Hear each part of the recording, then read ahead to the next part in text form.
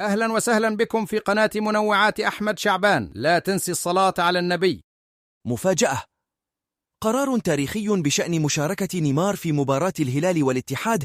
وأكدت شبكة جلوبو البرازيلية أن نيمار اقترب من المشاركة بشكل رسمي في أولى مبارياته مع الهلال أمام اتحاد جدة بعد اقتراب تعافيه من الإصابة. وذكرت جلوبو أن نيمار على بعد خطوات قليلة من إنهاء برنامجه التأهيلي بشكل كامل، ومن ثم الانضمام لتدريبات الهلال استعدادا لمباراة الاتحاد الجمعة المقبل الموافق 1 من سبتمبر. وأشارت جلوبو إلى أن نيمار أبلغ البرتغالي خورخي خيسوس المدير الفني لنادي الهلال برغبته في المشاركة أمام الاتفاق أمس الاثنين، ولكن خيسوس أخبره أن الظهور أمام الاتحاد أفضل للهلال ولنيمار نفسه.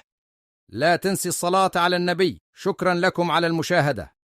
من فضلك اعمل إعجاب للفيديو، والسلام عليكم ورحمة الله وبركاته.